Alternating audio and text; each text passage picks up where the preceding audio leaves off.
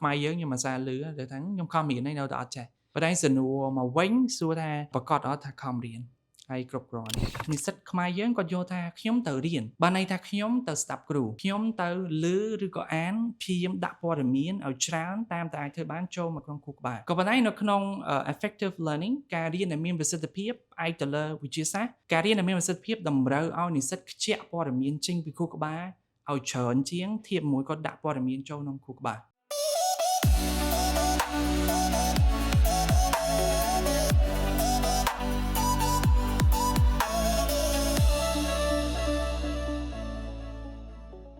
បាទជំរាបសួរនិងសួស្តីអ្នកនរគ្នាខ្ញុំសុភ័ក្រស្វាគមន៍មកកាន់ជំហាន podcast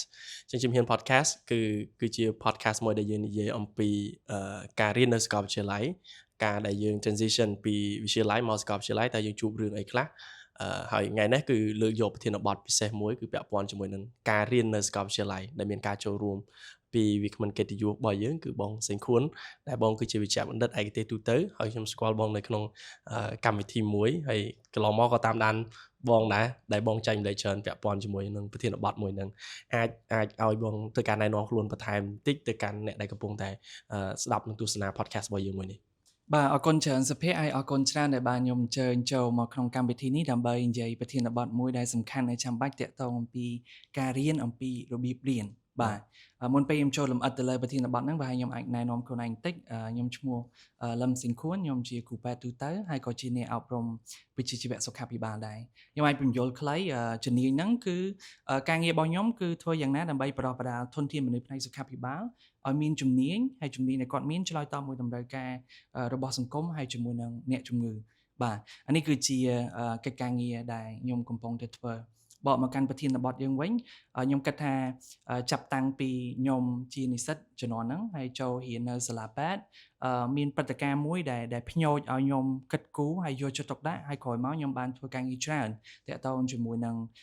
ការរៀនអំពីរបៀបរៀនព្រោះជាទូទៅនៅសាលាពេទ្យយើងតែងតែលើកឡើងថាអញ្ចឹងដៃមួយខាងយើងរៀនពេទ្យដៃមួយខាងយើងរៀនអំពីរបៀបរៀនពេទ្យហើយ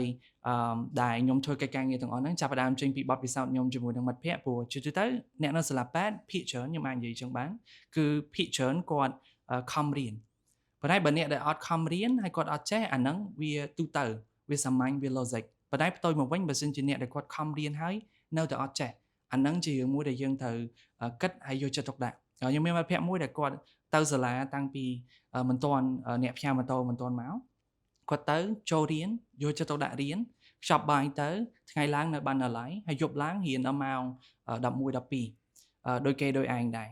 ប៉ុន្តែសួរថាគាត់ខំអត់ខំប៉ុន្តែលទ្ធផលរបស់គាត់មិនជាទីគាប់ចិត្តបើធៀបជាមួយនឹងកម្លាំងហើយធម៌ពលដែលគាត់វិនិយោគទៅលើការរៀនរបស់គាត់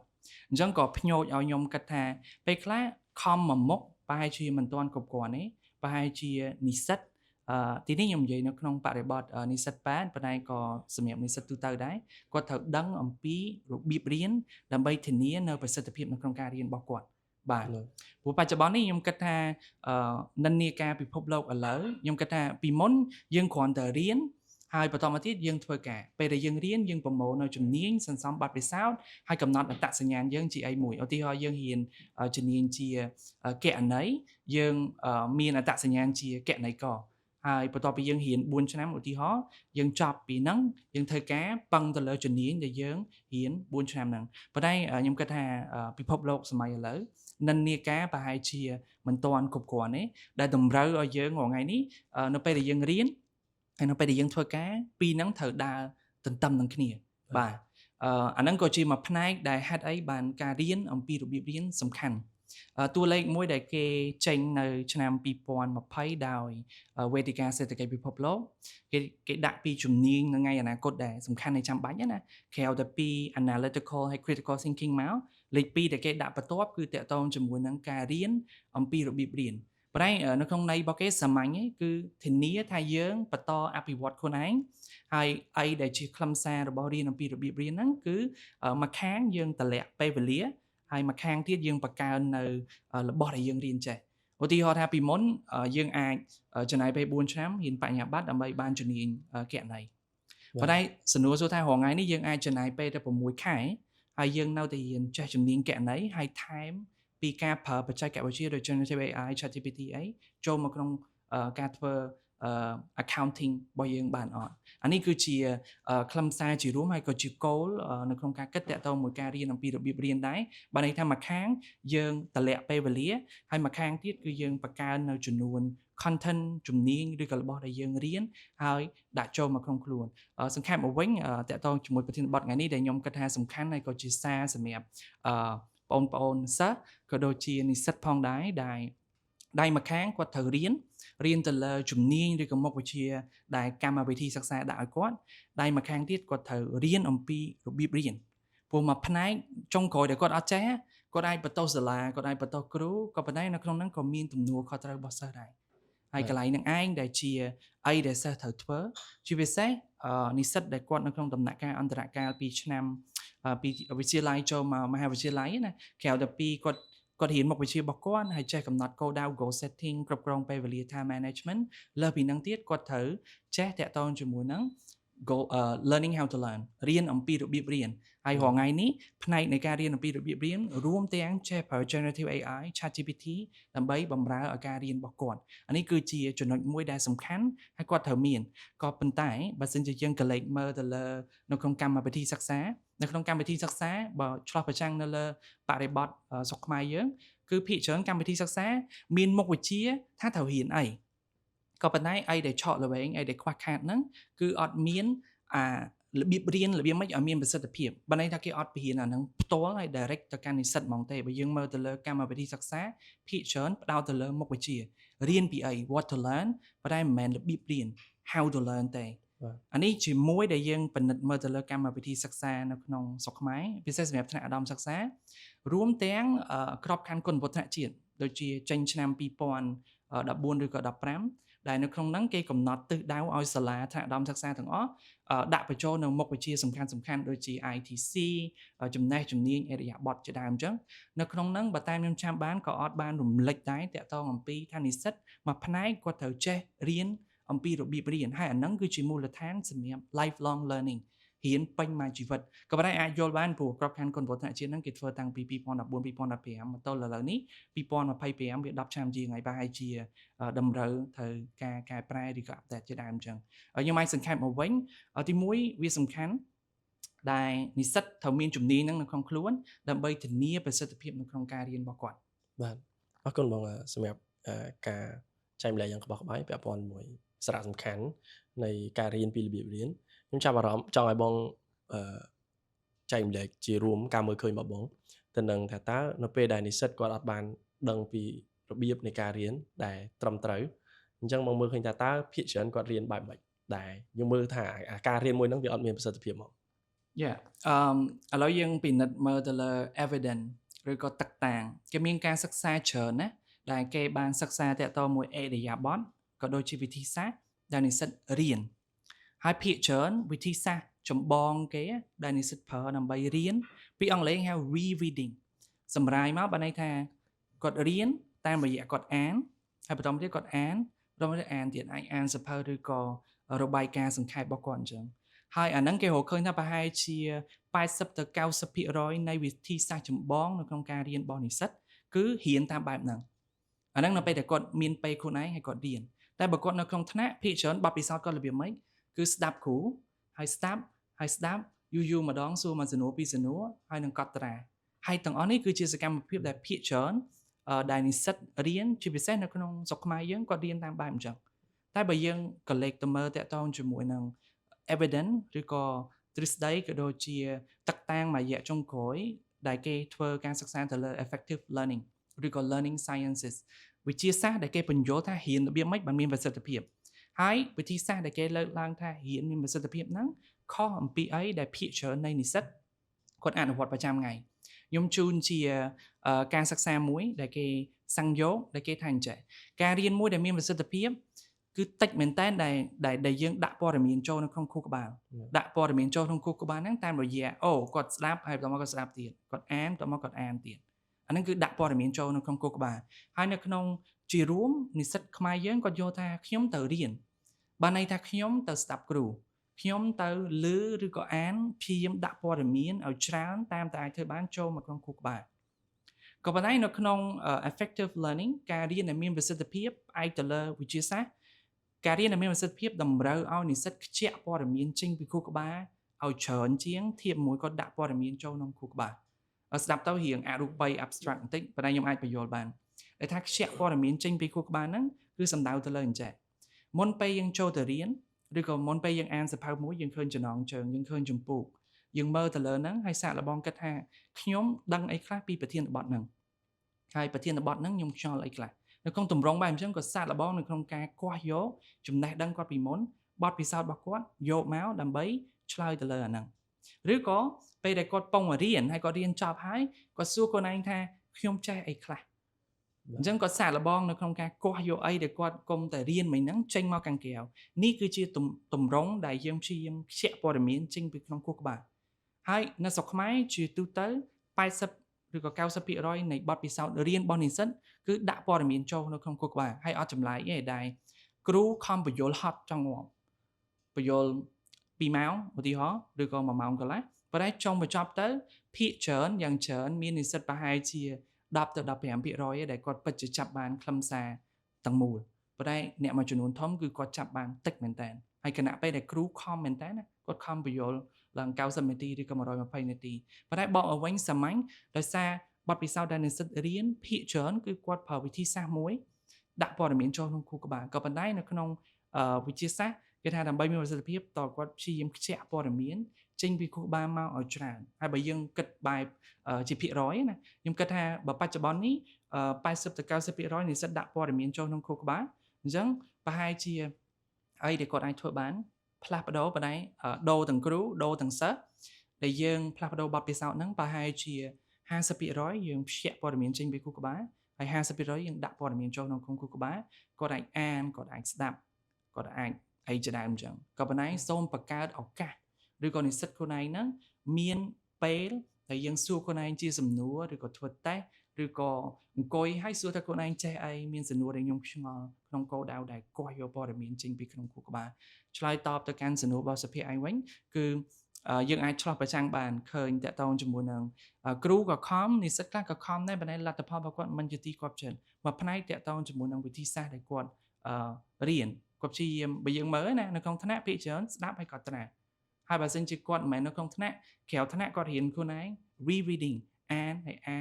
ទៀតប៉ុន្តែវិធីសាស្ត្រដែលមានប្រសិទ្ធភាពគាត់អាចចាប់ផ្ដើមមកធ្វើតេស្តហ្មង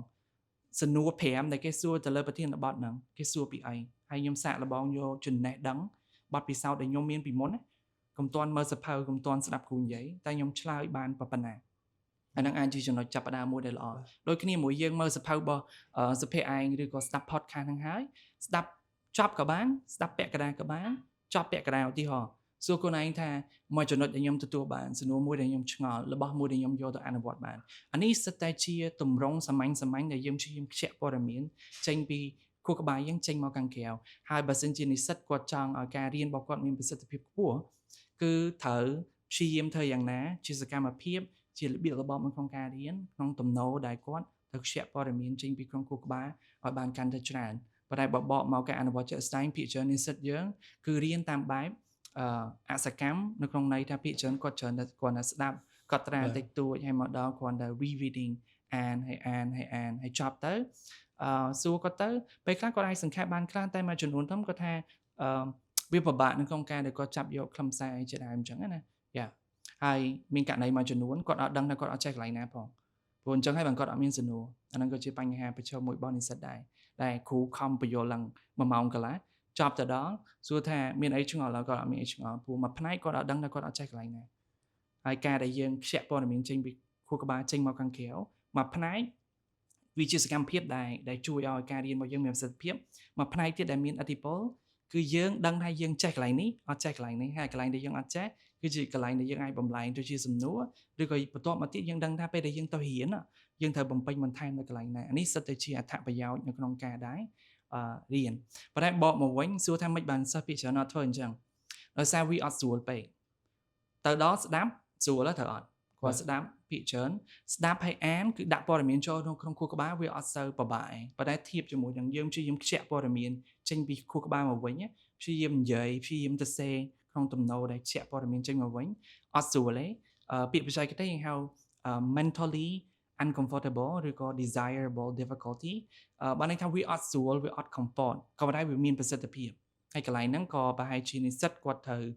មានស្មារតីទៅលើហើយឆ្លោះប្រចាំងទៅលើអរិយាប័ត្រនៅក្នុងការរៀនរបស់គាត់ហើយខ្ញុំជឿជាក់ថាក្រៅតែពីរៀនហើយចង់ប្រឡងជាប់និស្សិតមួយចំនួនធំក៏រៀនហើយចង់ចេះយកចំណេះរបស់យើងទៅប្រើបានក៏ប៉ុន្តែប្រហែលជាកន្លែងដែលគាត់ឆក់ល្វីហ្នឹងគឺតាក់ទងជាមួយនឹងរបៀបរបបនៅក្នុងការរៀនរបស់គាត់បាទបាទអរគុណបងបងចែកម្លែកចំណុចឡើងហ្នឹងខ្ញុំអាច reflect ទៅលើសិស្សានុសិស្សមួយចំនួនគាត់រៀនគាត់ទាញយកព័ត៌មានពីគ្រូក្បាលរបស់គាត់ហ្នឹងយកមកប្រើប្រាស់តែនៅពេលដែលគាត់ប្រឡងឯងអញ្ចឹងក្រៅពីហ្នឹងគឺគាត់ទៅស្ដាប់គ្រូគាត់កត់ត្រាគាត់រៀនគាត់យកចិត្តទុកដាក់ពេលមករៀនប៉ុន្តែអត់មានការរំលឹកឡើងវិញឬក៏អត់មានការយកព័ត៌មានទាំងអស់ហ្នឹងយកមកប្រើប្រាស់អីទាញព្យាយាមទាញមកតែដល់ពេលគៀកដល់ពេលប្រឡងនិស្សិតភាគច្រើនតែម្ដងខ្ញុំក៏ធ្លាប់អញ្ចឹងដែរពេលប្រឡងខំទាញព័ត៌មាននឹងយកមកហើយប្រើប្រាស់វាយកពីគ្រូក្បាលហ្នឹងមកតែសម្រាប់តែពេលប្រឡងក្រោយពីប្រឡងហើយជួនកាលបាត់ទៅវិញអស់សឹងតែទាំងអស់ទៅវិញបាត់ហើយអាហ្នឹងមានគោលដៅរបស់គាត់ដែលជាការ reflection ពីអ្វីដែលបងបានចែកម្លែកមកចង់អារម្មណ៍សួរបងទៅលើចំណុចដែលនិស្សិតធម្មតាគាត់ទៅសាកលវិទ្យាល័យគាត់តែចង់បានជំនាញដែលច្បាស់លាស់ហើយចង់អភិវឌ្ឍខ្លួនឯងទៅជាអ្នកអាជីពមួយនៅក្នុងវិស័យហ្នឹងចង់ជំនាញហ្នឹងគាត់រៀន IT អញ្ចឹងគាត់ skillful ទៅលើជំនាញ IT ពេលរៀនចប់ទៅគាត់អាចគេហៅថាខ្លាំងទៅលើជំនាញហ្នឹងមកអញ្ចឹងតើបើគេថានៅកំឡុងពេលនៅសាកលវិទ្យាល័យហ្នឹងគាត់គួរតែចំណាយពេលវេលាយ៉ាងដូចម្ដេចទៅលើការរៀនរបស់គាត់រៀនល្មិចដើម្បីថារៀនចប់ទៅឲ្យបកកាយលើសអ្នកផ្សេងទៀតដែល 95% ដែលគាត់អត់នេះដូចបងចែកម្លែកមុននឹងអញ្ចឹងថាតែគាត់ត្រូវធ្វើសកម្មភាពអីដែលខុសប្លែកជាពិសេសទូទៅដើម្បីបានជំនាញអូខេទីមួយខ្ញុំឆ្លើយជាលក្ខណៈយុទ្ធសាស្ត្របន្តិចហើយចូលទៅលើប្លង់អប់រំគេចង់ឲ្យមនុស្សនៅក្នុងសតវត្សទី21ហ្នឹងបានអីអញ្ចឹងអ្នកនៅក្នុងការអប់រំពិសេសថ្នាក់ឧត្តមសិក្សាគេថាទីមួយអីដែលនិស្សិតត្រូវរៀនហើយផ្ដោតទៅលើ specific skill ឧទាហរណ៍បើគាត់ចូលទៅរៀនច្បាប់អញ្ចឹងច្បាប់ជា specific skill ជាជំនាញជាក់លាក់របស់គាត់ដែលគាត់ត្រូវរៀន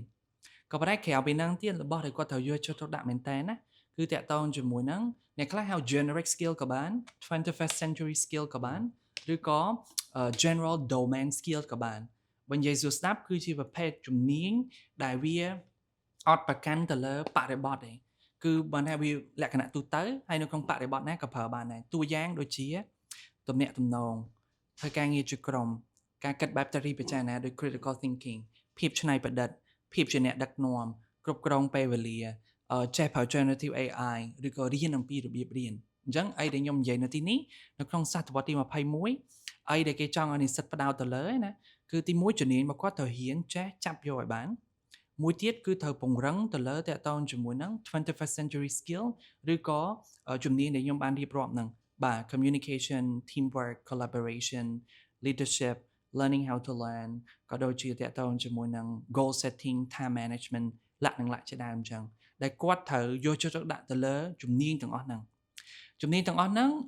បើសិនជាហ៊ានជាទិសដីអត់ពិបាករៀនទេក៏ប៉ុន្តែមួយផ្នែកភាគច្រើនគាត់អាចអនុវត្តរបស់ទាំងអស់ហ្នឹងបានលុះត្រាណាតែគាត់មានឱកាសនៅក្នុងការអនុវត្តជាពិសេសគឺតាក់ទងជាមួយនឹងឱកាសនៅក្នុងការងារស្ម័គ្រចិត្តព្រោះភាគច្រើន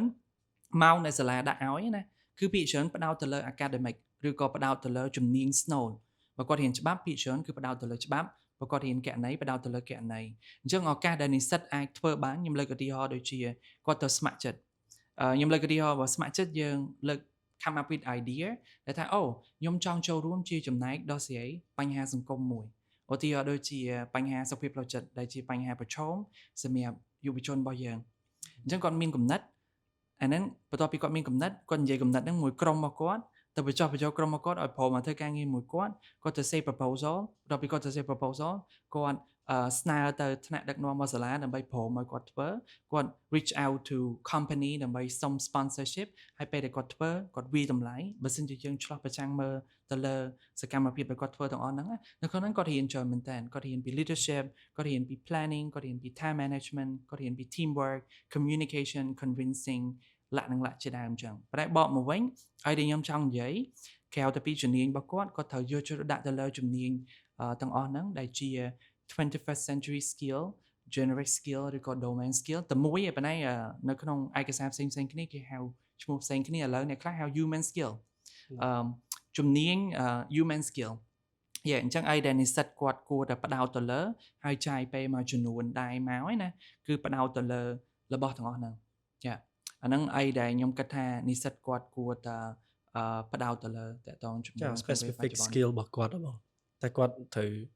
ផ្ដោតមិនទៅគាត់ត្រូវចំណាយពេលវេលាមិនទៅដើម្បីឲ្យបាន specific skill របស់គាត់ព្រោះអាចនឹងអ្នកមួយចំនួនគាត់រៀននៅហ្នឹងតែដល់ពេលចប់ទៅគាត់ទៅធ្វើជំនាញផ្សេងអីចឹងតែដែរពេលខ្លះដោយសារតែអាចជាមូលហេតុមួយដោយសារជំនាញដែលគាត់រៀនហ្នឹងក៏មិនសូវច្បាស់ដែរដែលធ្វើឲ្យពេលគាត់រៀនចប់ទៅគាត់ទៅចាប់ជំនាញផ្សេងមួយផ្នែកអាហ្នឹងតកតងមួយប្រធានបទស្គាល់ខ្លួនឯងហើយតកតងមួយជំនាញដែលគាត់រើសអញ្ចឹងណាអាហ្នឹងមួយផ្នែកដែលសុភ័ក្រឯងលើកឡើងហ្នឹងគឺតកតងជាមួយចំណុចហ្នឹងប៉ុន្តែបកមកវិញគឺតកតងជាមួយនឹងជំនាញ goal របស់គាត់បាទខ្ញុំគិតថាមួយផ្នែកអាហ្នឹងវាតកតងជាមួយនឹងគោលដៅរបស់គាត់ដែរប៉ុន្តែនៅក្នុងសម្រាប់និស្សិតណាទីមួយរៀនដើម្បីជាប់បានសញ្ញាបត្រអាហ្នឹងគោលដៅមួយប៉ុន្តែមួយទៀតក៏ជាគោលដៅដែរគឺរៀនចប់ចេះហើយយកអាចវាទៅប្រើបានបាទប៉ុន្តែមួយផ្នែកទៀតតដែរខ្ញុំនិយាយជាលក្ខណៈយុទ្ធសាស្ត្របន្តិចពិភពលោកសម័យឥឡូវនេះបើយើងចេះតែមួយជំនាញប្រហែលជាមិនទាន់គ្រប់គ្រាន់ទេតម្រូវឲ្យយើងចេះលើសពីមួយជំនាញឬក៏ multidisciplinary ប៉ុន្តែអានឹងជាភាពវៃឆ្លាតរបស់និស្សិតដែរឧទាហរណ៍ថាគាត់រៀនច្បាប់អញ្ចឹងពេលដែលគាត់រៀនច្បាប់ yes គាត់ផ្ដោតទៅលើច្បាប់ក៏ប៉ុន្តែប្រហែលជាគាត់ដាក់បញ្ចូលគ្នាច្បាប់ហើយមួយ business អញ្ចឹងគាត់រៀនសម្រួចខ្លួនឯងទៅច្បាប់ហើយតម្រង់ទៅរកអាជីវកម្មឬក៏ច្បាប់បូកជាមួយនឹងវិទ្យាសាស្ត្ររាល់ថ្ងៃនេះអ្នកដែលគាត់មានសញ្ញាបត្រពេទ្យហើយសញ្ញាបត្រច្បាប់ឬក៏អ្នកមានសញ្ញាបត្រច្បាប់ហើយដឹងពេទ្យខ្លះស្ទើរតែអត់មាននៅស្រុកខ្មែរអានេះជាឱកាសមួយដែរប៉ុន្តែបកមកវិញអីដែលខ្ញុំចង់និយាយគាត់រៀនជំនាញរបស់គាត់ក៏ប៉ុន្តែត្រូវមានភាពវៃឆ្លាតព្រោះតម្រូវការទីផ្សារហើយទិសដៅទៅអនាគតក៏អញ្ចឹងដែរត្រូវ multidisciplinary អញ្ចឹងយើងត្រូវមានភាពវៃឆ្លាតកុំគ្រាន់តែរៀនជំនាញរបស់យើងប៉ុន្តែយើងរៀនជំនាញរបស់យើងត្រូវអមជាមួយដែលយើងមានរបៀបថាឧបនិស្ស័យឬក៏ចំណូលចិត្តជាដើមអញ្ចឹងហើយនៅក្នុងទម្រង់បែបអញ្ចឹងដែលសុភ័ក្រលើកឡើងពីខាងដើមដែរភាគច្រើនជាការសង្កេតហើយខ្ញុំក៏ជាគ្រូដែរខ្ញុំអាចនិយាយអញ្ចឹងបានភាគច្រើនគឺគាត់រៀនអាហ្នឹងហើយហាក់ដូចជាមើលទៅដូចជាដាក់សំណួរសួរមកកាន់ខ្លួនឯងថាខ្លួនឯងពិតជាស្រឡាញ់អាហ្នឹងមែនអត់អញ្ចឹងណាក៏ប៉ុន្តែគាត់ពងរៀនអាហ្នឹងខណៈពេលដែលគាត់រៀនទៅវាដល់ឆ្នាំទី2ឆ្នាំទី3ហើយពេលខ្លះបើឈប់ទៅរៀនជំនាញផ្សេងវាគាត់យល់ថាគាត់ខាតពេលទៅចាប់ផ្ដើមឡើងវិញអញ្ចឹងតែដូចខ្ញុំនិយាយអញ្ចឹងយើងពងរៀនអាហ្នឹងបើយើងរកឃើញថាយើងចូលចិត្តអីមួយទៀតព្យាយាមរៀនអាហ្នឹងចេះអាហ្នឹងហើយសម្រួលខ្លួនយើងមកថែមមុខវិជ្ជាអីមួយទៀតដែលយើងគិតថាសំខាន់ជាដើមអញ្ចឹងប៉ុន្តែបកមកវិញក៏ខ្ញុំឆ្លើយជារួមមួយផ្នែកឆ្លើយតបមួយសំណួររបស់សុភ័ក្រឯងដែរធម្មតារៀនអាហ្នឹងតើយើងកំណត់តាក់ទងជាមួយនឹងរបស់មួយចំនួនព្រោះខ្មែរយើងខ្ញុំអាសាលឺតែថាខ្ញុំខំរៀនឯនៅតែអត់ចេះស្ដាប់ទៅ logic ស្ដាប់ទៅសមប៉ុន្តែវាឆ្លោះប្រចាំមកវិញថាគាត់អត់ទាន់ស្គាល់ខ្លួនឯងហើយគាត់អត់ដឹងសំបីតស្ថានភាពខ្លួនឯងនៅណាជាដើមអញ្ចឹងទីមួយដែលខ្ញុំអាសាលើកឡើងដែរគឺថាគាត់ខំរៀនហើយនៅតែអត់ចេះប៉ុន្តែសំណួរមកវិញសួរថាប្រកាសអត់ថាខំរៀនហើយគ្រប់គ្រាន់អាហ្នឹងសំណួរមួយដែលបកទៅវិញជាដើមអញ្ចឹងព្រោះពេលខ្លះពាក្យហ្នឹងសាមញ្ញទេរៀនហើយចេះប៉ុន្តែអ្នកខ្លះមួយចំនួនដែលគាត់អត់ដឹងថាពាក្យហ្នឹងមានន័យថាម៉េចខ្ញុំលើកឧទាហរណ៍ដូចជាខ្មែរយើងប្រើពាក្យរៀនជាកិរិយាសព្ទសំដៅទៅលើសកម្មភាពហើយសកម្មភាពរៀនបើយើងគិតទៅដល់សុចពលិបានន័យថាវាមានតាក់ទងជាមួយនឹងស្ដាប់យើងមានគិតយើងមានកត់ត្រាហើយសួរអញ្ចឹងបានន័យថារៀនជាសកម្មភាពរៀនមានដូចជាស្ដាប់ដូចជាកត់ត្រាដូចជាពិភាក្សាដូចជាសួរលក្ខណៈជាដើមអញ្ចឹងប៉ុន្តែចេះជាផលជាលទ្ធផលដែលបានមកអំពីសកម្មភាពក្នុងការរៀនហើយចេះជានិយមន័យបើយើងនិយាយរឿងន័យទលាយថាអូពីមុនខ្ញុំអត់ដឹងអាហ្នឹងឥឡូវខ្ញុំដឹងអាហ្នឹងឬក៏ពីមុនខ្ញុំដឹងអាហ្នឹងដែរប៉ុន្តែវាអត់សូវស៊ីជម្រៅឥឡូវការយល់ដឹងរបស់ខ្ញុំទលំទលាយជាងមុនហើយស៊ីជម្រៅជាងមុនអាហ្នឹងនិយាយនៅក្នុងន័យទលាយតែបើយើងនិយាយធៀបជាមួយនឹងបច្ចេកទេសឬក៏ទ្រឹស្ដីនៅក្នុងការអប់រំដែលហៅថាចេះបានបុគ្គលម្នាក់ចេះបានលុះត្រាណាតែគាត់ព័ត៌មានដែលគាត់ទទួលមកថ្មីចំណេះដឹងថ្មីហ្នឹងគាត់យកមកចូលនៅក្នុងខួរក្បាលរបស់គាត់គិតទៅលើរឿងហ្នឹងហើយគាត់ផលិតការយល់ទៅលើហ្នឹងថាអូខ្ញុំចាប់បានហើយខ្ញុំយល់ហើយតើមករបស់ទាំងអស់ហ្នឹងជាព័ត៌មានក្តីជាចំណេះដឹងក្តី គាត់ຕົកនៅក្នុងអង្គចងចាំរយៈពេលវែងរបស់គាត់ហើយនៅថ្ងៃអនាគតគាត់អាចគោះវាយកមកប្រើបាននៅក្នុងន័យថាអូយកមកដោះស្រាយបញ្ហាយកមកធ្វើសកម្មភាពអីមួយនៅក្នុងទម្រង់បែបអញ្ចឹងមិនអាចរាប់ថាចេះបានបើសិនជាគាត់និយាយថាអូខ្ញុំចេះហើយខ្ញុំភ្លេចអាហ្នឹងអត់រាប់ថាចេះទេចាំបានថាចេះរបស់ថ្មីហ្នឹងយើងគិតទៅលើហ្នឹងផលិតការយល់មកស្តុកនៅក្នុងការចងចាំរបស់យើងរយៈពេលវែងហើយថ្ងៃអនាគតអាទិត្យក្រោយខែក្រោយតើហៅវាយកមកឆ្លើយសំណួរហៅវាយកមកដោះស្រាយបញ្ហាហៅវាយកមកធ្វើសកម្មភាពមួយអាហ្នឹងបានរាប់ថាចេះប៉ុន្តែបកមកវិញសម្រាប់និស្សិតអ្នកមួយចំនួនគាត់ថាខ្ញុំខំរៀនហើយនៅតែអត់ចេះប៉ុន្តែសំណួរខ្ញុំអាសាបកទៅវិញលេងសម្រាប់គាត់ទេណាប្រកាសអត់ថាខំប្រកាសអត់ថាគ្រប់គ្រាន់ប៉ុន្តែបកមកវិញបានន័យថាដើម្បីទទួលបានផលជាការចេះនេះនិស្សិតបកាយគឺនិស្សិតដែលគាត់ចេះបាទហើយនិស្សិតដែលគាត់ចេះគឺនិស្សិតដែលគាត់មានព័ត៌មានច្រើននៅក្នុងអង្គចងចាំរយៈពេលវែងរបស់គាត់ហើយពេលដែលគ្រូសួរឬក៏មានបញ្ហាម្ដងគាត់អាចគាស់យកចំណេះដឹងព័ត៌មានទាំងអស់ហ្នឹងយកមកដោះស្រាយបានហើយនៅក្នុងបច្ចេកទេសចេះការចេញអំពីសកម្មភាពនៅក្នុងការរៀនអញ្ចឹងអីដែលឆ្លើយតបមួយពាក្យដែលខ្ញុំលើកឡើងខាងដើមថាអូខ្ញុំខំរៀនហើយនៅតែអត់ចេះទី1តពិនិត្យមើលតកតងមួយតើរាល់ថ្ងៃនេះគាត់ចំណាយពេលទៅលើសកម្មភាពរៀនអីខ្លះអញ្ចឹងមួយផ្នែកយើងពិនិត្យមើលទៅលើសកម្មភាពរៀនរបស់គាត់ប៉ុណ្ណាខ្ញុំលើកឧទាហរណ៍ជាមធ្យមបើយើងមើលរបាយការណ៍ពិភពលោកណាយុវវ័យ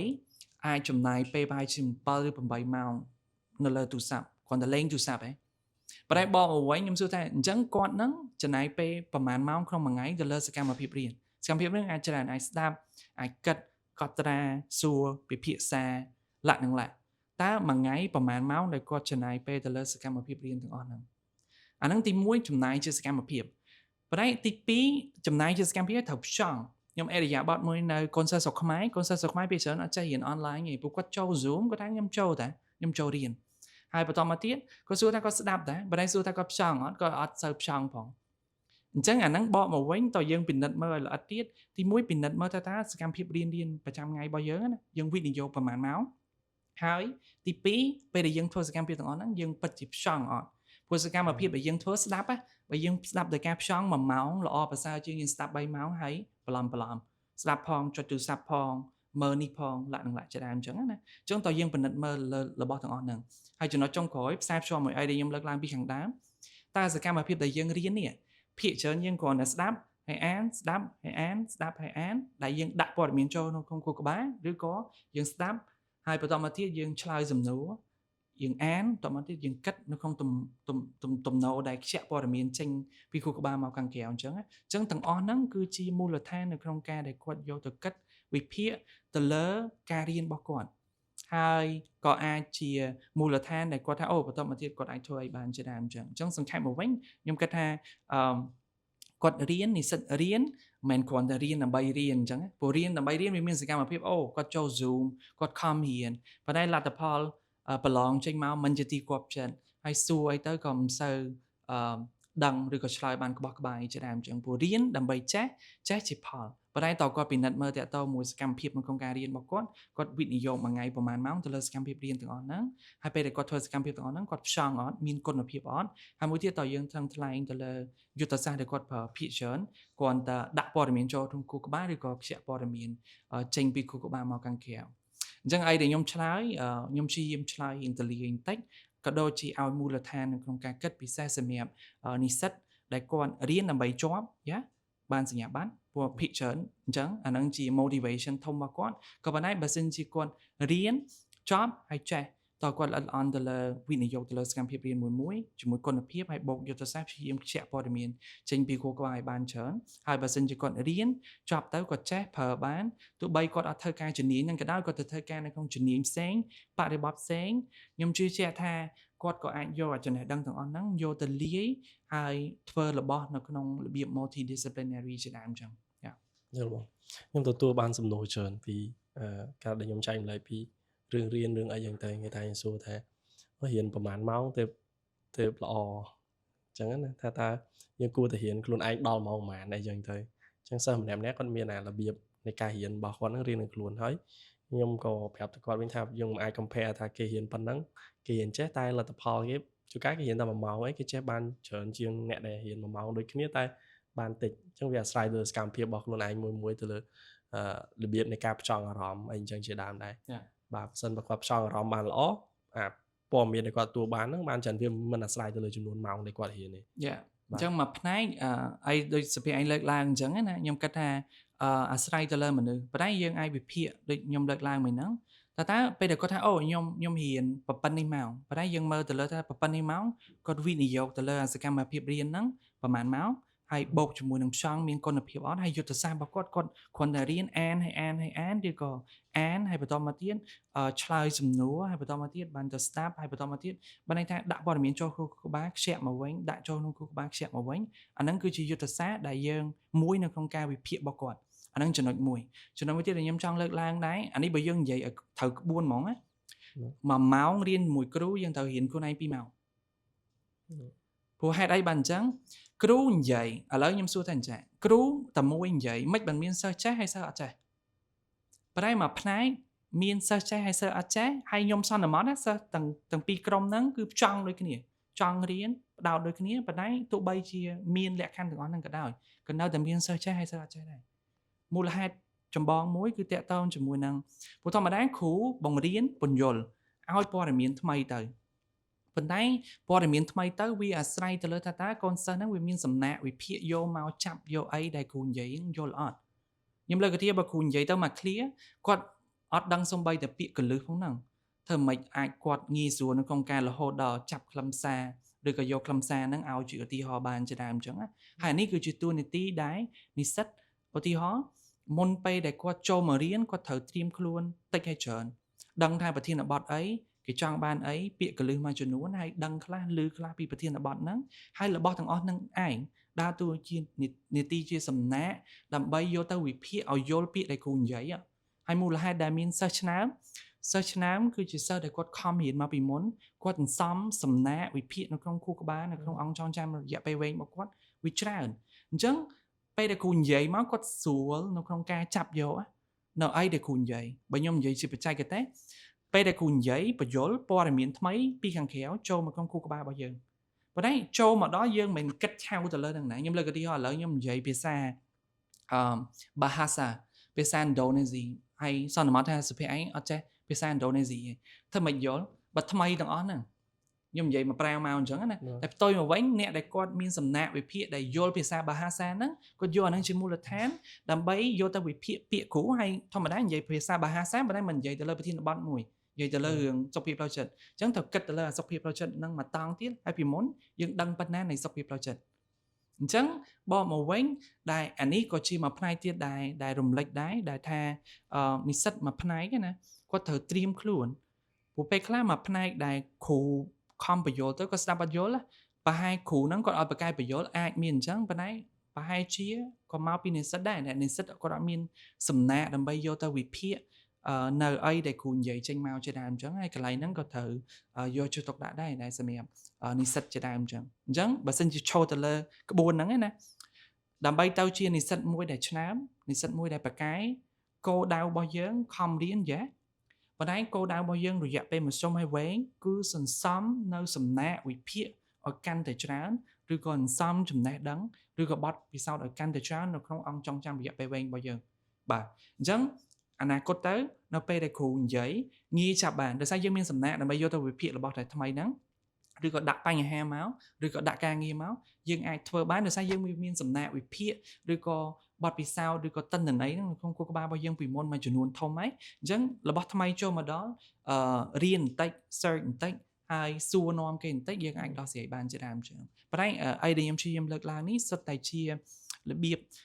កលឹះនៅក្នុងការដែលគិតឲ្យឆ្លោះប្រចាំងមកតកតងជាមួយនឹងខ្លួនយើងជាពិសេសសម្រាប់និស្សិតជាដើមអញ្ចឹងព្រោះពេលខ្លះនិស្សិតយើងក៏អត់មានស្មារតីតកតងជាមួយនឹងព្រោះងាយនៅក្នុងការថាបន្ទោសសាលាបន្ទោសគ្រូឲ្យបកកែបញ្យល់ក៏ប៉ុន្តែមួយផ្នែកក៏សួរតកតងជាមួយនឹងទូនីតិរបស់គាត់ហើយភាពរៀបចំខ្លួនរួចរាល់មុនពេលដែលគាត់ចូលទៅរៀនជាមួយគ្រូក៏មានឥទ្ធិពលទៅលើលទ្ធផលដែលគាត់ទទួលបានបន្ទាប់ពីចប់វគ្គឬក៏ចប់នៃកម្មវិធីសិក្សាជាដើមអញ្ចឹងមកកន្លែងនេះ interesting មែនតើខ្ញុំស្ដាប់ជក់ចិត្តហ្មងដោយសារយើង reflect ទៅលើអ្វីដែលយើងធ្លាប់នេះដែរធ្លាប់ឆ្លងកាត់មកដែរពេលខ្លះតាមពិតយើងគិតខុសអីចឹងច្រើនដោយសារយើងមិនសូវបានដឹងពីបញ្ហាទាំងអស់ហ្នឹងដូចនៅពេលដែលគ្រូបញ្យល់មកយើងចេះមានអារម្មណ៍ថាគ្រូបញ្យល់ដូចជាទ្រឹស្ដីពេកហើយវាដូច ដូចយើងស្ដាប់ទៅយើងអត់យល់ដូចគ្រាន់តែវា abstract ពេកដែលសិស្សអត់អាចគិតចេញអាហ្នឹងបទពិសោធន៍របស់ខ្ញុំក៏អញ្ចឹងដែរអញ្ចឹងខ្ញុំគិតថាមិនក៏គ្រូមិននិយាយឲ្យយើងស្រួលស្ដាប់អីអញ្ចឹងណា យ៉ា បាទតែមកពីយើងដែរតាមពិតទៅ យ៉ាមកផ្នែកដោយសារយើងអត់មានសំណាក់វិភាគនៅក្នុងខួរក្បាលដើម្បីទៅចាប់យកអីដែលគ្រូនិយាយឲ្យយល់ហ្នឹងប៉ុន្តែសុភ័ក្រឯងលើកឡើងចំណុចហ្នឹងក៏ខ្ញុំចង់គូសរំលេចចំណុចមួយដែរដែលសាមញ្ញនៅស្រុកខ្មែរយើងដែរនិស្សិតយើងភាគច្រើនគាត់ទៅស្ដាប់ររបស់ដែលថ្មីហើយបើសិនជាគាត់ធ្លាប់លឺអាហ្នឹងហើយគាត់ថាអាហ្នឹងអត់សូវមានអីថ្មីឧទាហរណ៍ណាប៉ុន្តែយើងត្រូវបកមកវិញដែលហៅថាចេះអាចចេះចាំសូត្រឡើងវិញបានអាហ្នឹងក៏ចេះចាំយល់បញ្យល់គេកើតអាហ្នឹងក៏ចេះយល់បញ្យល់គេកើតយកទៅអនុវត្តបានក៏អាហ្នឹងក៏ចេះយកទៅវិភាគបានអាហ្នឹងក៏ចេះយកទៅបង្កើតរបស់អីថ្មីមួយបានក៏ចេះអញ្ចឹងចេះវាមានកម្រិតរបស់វាអញ្ចឹងដូចគ្នាអញ្ចឹងបើយើងអត់ដែរឮសោះចូលទៅដល់ចេះបានន័យថាអូខ្ញុំបានឮរបស់ថ្មីខ្ញុំបានឮទ្រឹស្ដីថ្មីខ្ញុំបានឮពាក្យថ្មីគំនិតថ្មីប៉ុន្តែពេលខ្លះយើងឮអាហ្នឹងយល់អាហ្នឹងចាំអាហ្នឹងនិយាយឡើងវិញបានមិនប្រកាសថាយើងយល់បញ្យល់គេកើតឬក៏ឲ្យឧទាហរណ៍កើតឬក៏ពេលខ្លះអីដែលខ្ញុំចង់រំលេចនៅកន្លែងនេះសូមឲ្យនិស្សិតឬក៏យើងមនុស្សធំក៏ដោយក៏ត្រូវមានស្មារតីដែរថារបស់ហ្នឹងអាចអត់ថ្មីក៏ប៉ុន្តែប្រហែលជាអីដែលប្រែប្រួលហ្នឹងគឺកម្រិតនៅក្នុងការកម្រិតនៃការចេះរបស់យើងដែលយើងថាអូខេឥឡូវយើងយល់ថាអត់ថ្មីសម្រាប់យើងឥឡូវយល់បញ្យល់គេកើតអត់ឥឡូវបញ្យល់គេកើតនេះសាកឲ្យឧទាហរណ៍មួយដែលខុសអំពីបរិបទដែលយើងដឹងតើអាចឲ្យឧទាហរណ៍នឹងបានអត់ហើយសាកយកក្បួនហ្នឹងទ្រឹស្ដីហ្នឹងយកទៅវិភាគយកទៅសន្មតនៅកន្លែងមួយថាយល់របៀបម៉េចផ្អែកទៅលើអានឹងជាមូលដ្ឋានអីជាដើមអញ្ចឹងសរុបមកវិញនៅកន្លែងនេះអីដែលខ្ញុំចង់រំលេចតាក់ទងជាមួយនឹងកន្លែងហ្នឹងមួយក៏នេះដែរព្រោះខ្ញុំនៅខ្ញុំជាគ្រូដែរដែលភាគច្រើនជួនកាលយើងបរៀនយើងសួរយោបល់និស្សិតអញ្ចឹងសិស្សមួយចំនួនគាត់ថាអាហ្នឹងខ្ញុំធ្លាប់ដឹងហើយវាអត់មានអីថ្មីជាដើមអញ្ចឹងប៉ុន្តែអីដែលខ្ញុំចង់អាហ្នឹងក៏ជាអីដែលខ្ញុំអាសាប្រាប់ខ្លួនឯងដែរថាយើងចេះយើងចេះយើងដឹងប៉ុន្តែពេលខ្លះយើងវាអត់ស៊ីជម្រៅទៅលើនឹងជាដើមអញ្ចឹងប៉ុន្តែអីដែលយើងចង់រំលេចនៅកន្លែងហ្នឹងគឺកម្រិតនៅក្នុងការចេះហ្នឹងវាមានកម្រិតរបស់វាពេលខ្លះយើងចេះមែនបើចេះនៅក្នុងកម្រិតទាបបំផុតយើងមិនអាចយកអាហ្នឹងទៅបង្កើតរបស់ថ្មីមួយមិនអាចយកអាហ្នឹងទៅដោះស្រាយរបស់ថ្មីមួយបើន័យថាកម្រិតនៃការចេះរបស់និស្សិតទៅលើរឿងមួយណាគឺត្រូវមានការវិវត្តទៅតាមកម្មរបស់វាឡើងទៅដល់លើជាដើមអញ្ចឹងអាហ្នឹងជាទ្រឹស្ដីមួយដែរជា Bloom taxonomy ប៉ុណ្ណឹងអញ្ចឹងធម្មតាបើយើងរៀនការយើងនៅរៀនពេលខ្លះយើងអត់គិតដល់ច្រើននេះគេថារៀនតែចាំយល់ចេះអាហ្នឹងគឺជាទ្រឹស្ដីរបស់អ្នកទូទៅដែលគាត់ច្រើនណាលើកយកមកនិយាយអញ្ចឹងណាប៉ុន្តែការរៀនច្រើនល្អដល់បើមិនបើយើងរៀនទាំងដែលយើងអត់តន់យកវាមកប្រើប្រាស់តើបងយល់មិនដែរព្រោះអ្នកខ្លះចូលចិត្តរៀននេះរៀននោះរៀននៅសាកលឲ្យតែបានរៀនចូលរៀនមកដែរតែពេលខ្លះអត់បានយករបស់ហ្នឹងមកប្រើប្រាស់ អូខេកន្លែងហ្នឹងមានច្រើនដើម្បីទៅវិភាគទៅលើពាក្យហ្នឹងណាប៉ុន្តែមួយផ្នែកទោះបីជាពេលខ្លះយើងរៀនហើយយើងអត់យកមកប្រើក៏ដោយប៉ុន្តែរបស់ទាំងអស់ហ្នឹងមាននៅក្នុងសំណាក់វិភាគរបស់យើងនៅក្នុងការចងចាំរយៈពេលវែងរបស់យើងហើយមួយផ្នែកដែលខ្ញុំចង់រំលេចណាបើយើងមើលទៅលើមនុស្សដែល creative គឺជាមនុស្សដែលមានសំណាក់ច្រើននៅក្នុងខួរក្បាលហើយសំណាក់ហ្នឹងមកពីវិស័យផ្សេងៗគ្នាបើន័យថាពេលខ្លះខ្ញុំនេះវាទៅដឹងរឿងបន្តិចតាក់ទងជាមួយនឹងច្បាប់បន្តិចតាក់ទងជាមួយនឹងបច្ចេកវិទ្យាបន្តិចតាក់ទងជាមួយនឹង architect លក្ខណៈជាដើមអញ្ចឹងសួរថាខ្ញុំយកអាហ្នឹងយកមកគូសប្លង់ផ្ទះខ្ញុំអត់ខ្ញុំយកអាហ្នឹងយកមកធ្វើអីអត់ទេប៉ុន្តែដោយសាររបស់ហ្នឹងមាននៅក្នុងសំណាក់វិភាគរបស់ខ្ញុំអង្គចងចាំរយៈពេលវែងរបស់ខ្ញុំវាធ្វើឲ្យខ្ញុំនៅពេលដែលខ្ញុំគិតរឿងដែលជាជំនាញរបស់ខ្ញុំហើយខ្ញុំមានអាហ្នឹងជា background knowledge វាជួយឲ្យខ្ញុំ approach that work with creativity អាហ្នឹងជាអត្ថប្រយោជន៍មួយដែលមនុស្សមួយចំនួនគាត់អត់ appreciate អាហ្នឹងជាដើមអញ្ចឹងណា you អាចទៅមើល pick one person ហើយមនុស្សម្នាក់ដែលគាត់ creative ភាគច្រើនជាមនុស្សដែលមានចំណេះដឹងគាត់ទលាយប៉ុន្តែគាត់ដឹងនេះបន្តិចអីជាដើមអញ្ចឹងអាហ្នឹងមួយផ្នែកដែលចង់ឆ្លើយតបដែលតាក់ទងជាមួយនឹងព្រោះហ្នឹងខ្ញុំអត់យកមកប្រើអីជាដើមអញ្ចឹងជួនកាលយើងប្រើប៉ុន្តែយើងអត់ដឹងថាយើងប្រើអាហ្នឹងចំណុចមួយទៀតដែលហៅថាប្រើហ្នឹងប្រហែលជាគាត់មើលថាតើគាត់ទៅធ្វើជាសកម្មភាពមួយឃើញនឹងភ្នែក in the physical world ប៉ុន្តែបកមកវិញពេលខ្លះ reflection ទៅលើយើងខ្លួនឯងឬក៏ផ្អែកទៅលើរបស់ហ្នឹង reflection ទៅលើរបស់អីមួយគិតទៅលើហ្នឹងណាអាហ្នឹងក៏ជាមួយផ្នែកនៅក្នុងការដែលយើង apply knowledge ឬក៏ប្រើចំណេះដឹងទាំងអស់ហ្នឹងដែរ បាទខ្ញុំលើកឧទាហរណ៍ដូចជាអ្នកដែលគាត់នៅក្នុង HR បាទខ្ញុំឃើញអ្នកនៅក្នុង HR មួយចំនួនប្រើទ្រឹស្ដីឬក៏ប្រើ evidence មកពីវិស័យចិត្តសាស្ត្រច្រើនណាស់ដូចតាក់ទងជាមួយនឹង personality model ដូចជាតាក់ទងជាមួយនឹងធ្វើរបៀបម៉េចដើម្បីជំរុញលើកទឹកចិត្តបុគ្គលិកផ្អែកទៅលើ self determination theory ផ្អែកទៅលើ competence relatedness autonomy លក្ខណៈជាដើមអញ្ចឹងណាបើពេលខ្លះគាត់ប្រើប៉ុន្តែប្រហែលជាគាត់មិនដឹងថាហ្នឹងហៅឈ្មោះអញ្ចឹងប៉ុន្តែពេលខ្លះឯដែលខ្ញុំចង់គូសរំលេចនៅកន្លែងនេះគឺតាក់ទងជាមួយនឹងពេលខ្លះគាត់ឲ្យយើង reflection ទៅលើអាហ្នឹងក៏ជាផ្នែកនៃការប្រើចំណេះដឹងនឹងដែរអាហ្នឹងចំណុចទី2ចំណុចទី3ចុងក្រោយដែរខ្ញុំចង់និយាយថាអញ្ចឹងគឺមួយផ្នែកនៃការដែលយើងរៀនយើងអាចរៀនផ្ដោតទៅលើអាហ្នឹងព្រោះវាចាំបាច់តែយើងយកទៅធ្វើការងារឬក៏ make a living ប៉ុន្តែពេលខ្លះអ្នកខ្លះរៀន for entertainment ដូចអ្នកខ្លះខ្ញុំគិតថាសភេឯងមុំសេសភៅបានអានសភៅច្រើនហើយពេលខ្លះយើងអានសភៅ just for enjoy for entertainment បាទអញ្ចឹងហើយបានមានអ្នកខ្លះដែលគាត់លើអំពី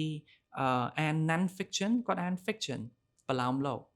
វាសួរថាប្រឡោមលោកអានឲ្យបានប្រយោជន៍អីមកទីខ្ញុំគូប៉ែទូទៅអានប្រឡោមលោកយកប្រហែលជាខ្ញុំថាអាចយកមកបញ្យល់ដឹងថាទស្សនវិជ្ជាសង្គមអីតិចតួចជាដើមអញ្ចឹងតែបាត់ភាគច្រើន no តើតើមួយការមើលជំងឺជាដើមអញ្ចឹងប៉ុន្តែអ្នកខ្លះអានដើម្បីជាការកំសាន្តឬក៏អីជាដើមអញ្ចឹងក៏ប៉ុន្តែខ្ញុំគិតថារយៈមធ្យមឲ្យវែងសម្រាប់គូក្បាលរបស់យើងរៀនកាន់តែច្រើនវាសន្សំព័ត៌មានហ្នឹងសំណាក់វិភាគទាំងអស់ហ្នឹងនៅក្នុងគូក្បាលរបស់យើងជាហេតុធ្វើឲ្យយើង become more effective become more resourceful become more capable នៅក្នុងថ្ងៃអនាគតដោយសារព័ត៌មានឬក៏សំណាក់ដែលយើងសន្សំទុកតាំងពីក្មេងមកជាដើមអញ្ចឹងហើយកន្លែងហ្នឹងក៏ចង់បើកវងកញ្ចក់បន្តិចដែរសុភ័ក្រឯងបើតាមខ្ញុំដឹងសិស្សនិទេសអេចង់និយាយថាអញ្ចឹងសិស្សនិទេសអេគាត់មិនមែនរៀន3ខែចុងក្រោយពេលប្រឡងបាក់ឌុបហ្នឹងទេគាត់ខំរៀនតាំងពីថ្នាក់ទី10មកអញ្ចឹងសកម្មភាពដែលគាត់រៀនហ្នឹងគាត់សន្សំអាសំណាក់វិភាគនៅក្នុងគូក្បាលរបស់គាត់ទេណាតាំងពីថ្នាក់ទី10ថ្នាក់ទី11ថ្នាក់ទី12ហើយសិស្សមួយចំនួនគាត់ដើរទៅលេងហើយចិត្តដល់ប្រឡង 2-3 ខែ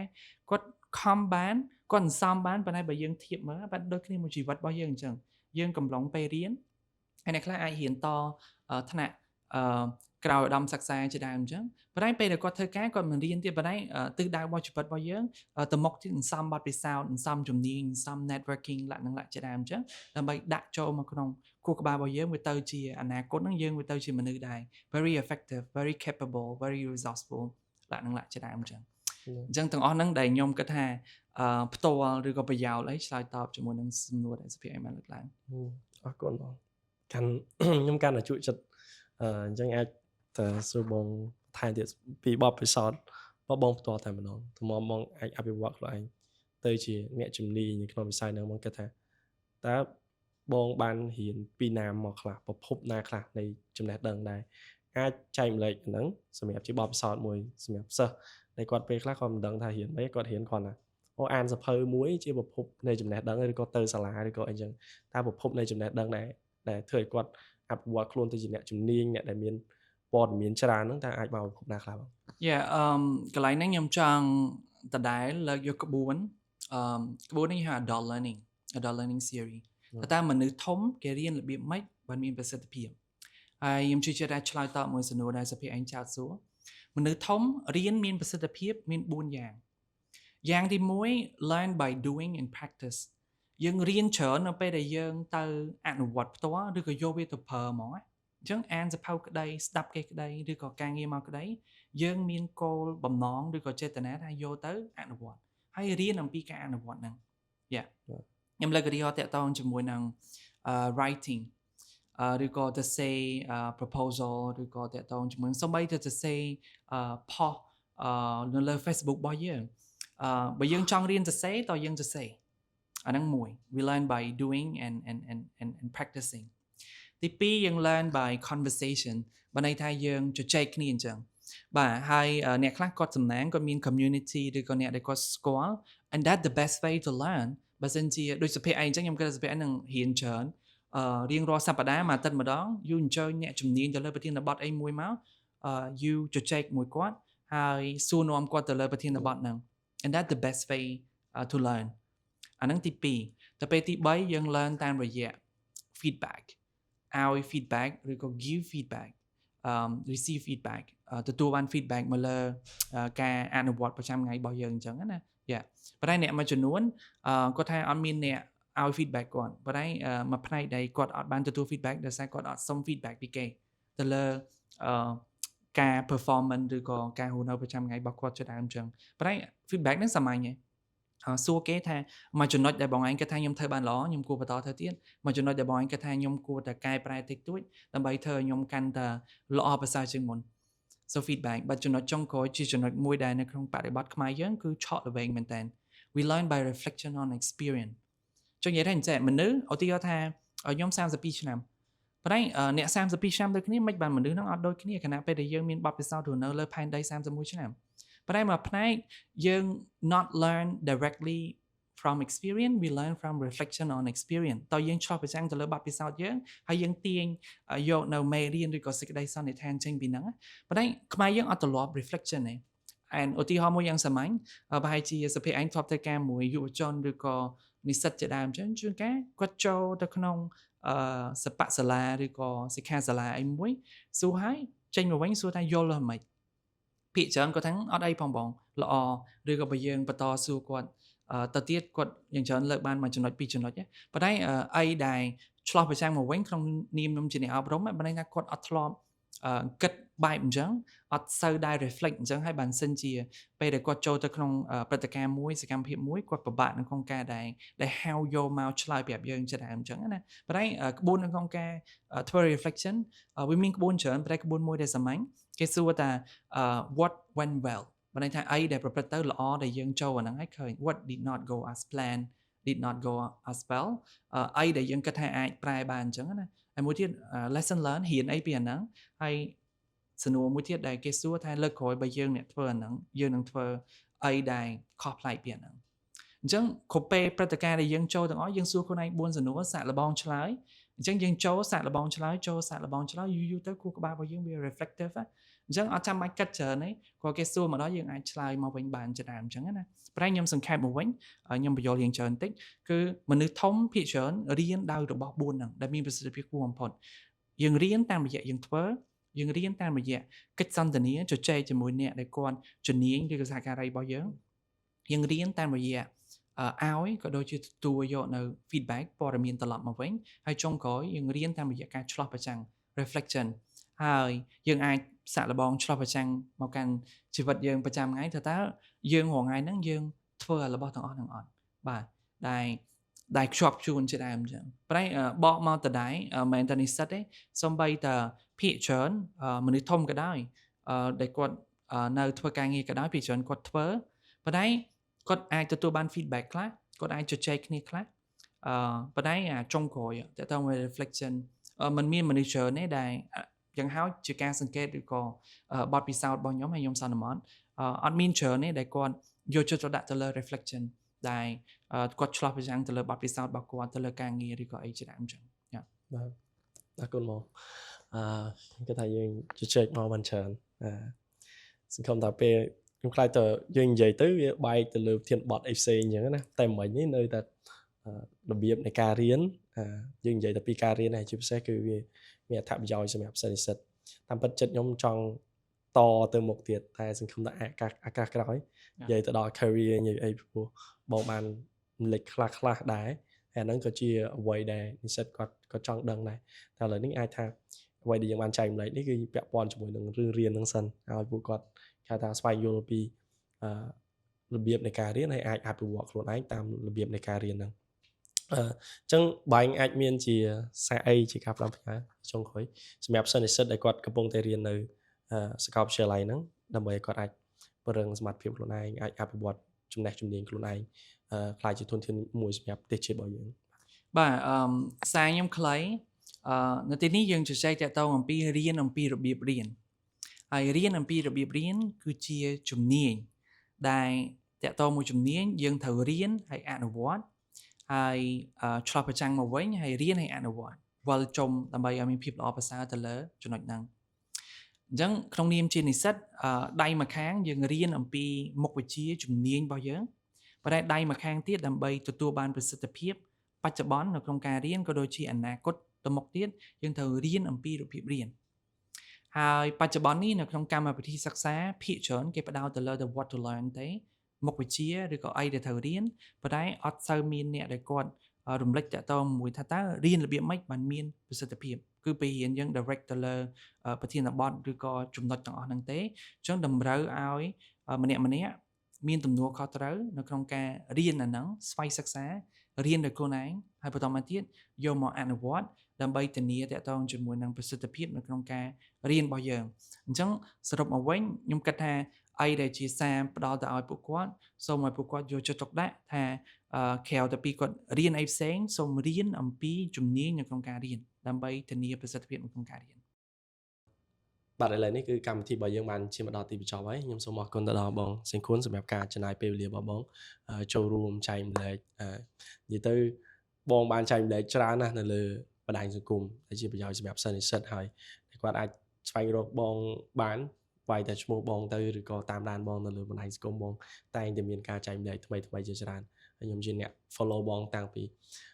ជំនាន់សម័យ COVID ហ្នឹងដែរដែលបងចែកម្លែកបើចែកម្លែកលើ page មានជា free session មានអីច្រើនដែរខ្ញុំបានរៀនពីបងច្រើនហើយបងក៏បន្តចែកម្លែកចឹងទៀតចឹងហើយក៏អញ្ជើញបងមកហើយជាកិត្តិយសមែនតើដែលបងបានចំណាយពេលវេលាចូលរួមជាមួយខ្ញុំបាទហើយអរគុណទៅដល់អ្នកទាំងអស់គ្នាសម្រាប់ការតាមដានហើយពិសេសក៏សូមអរគុណទៅខាង Endeavor Consulting និងក្រុមការងារដែលបានសហការក្នុងការផលិតនៅ podcast មួយនេះគាត់បានគ្រប់គ្រងតាំងពី season មុនយើងនិយាយពីបាក់ឌុករហូតមកដល់ការនិយាយពីសាកលវិទ្យាល័យដល់គ្នាចង់ស្វែងយល់បន្ថែមពី Endeavor Consulting ដល់គ្នាអាចចូលទៅកាន់ page របស់គាត់គឺជាក្រុមហ៊ុនដែលប្រឹក្សាយោបល់ពាក់ព័ន្ធជាមួយឱកាសហាត់វិកលទៅរៀននៅក្រៅប្រទេសអ្នកដែលចង់បានហាត់វិកលបងប្អូនអាចស្វែងយល់ព័ត៌មានពីខាងគាត់បន្ថែមបានឥឡូវនេះ podcast របស់យើងបានមកដល់ទីបញ្ចប់ហើយខ្ញុំបាទសុភ័ក្រនិងបងសេងគុណសូមអរគុណសូមជម្រាបលាបាទបាយបាយ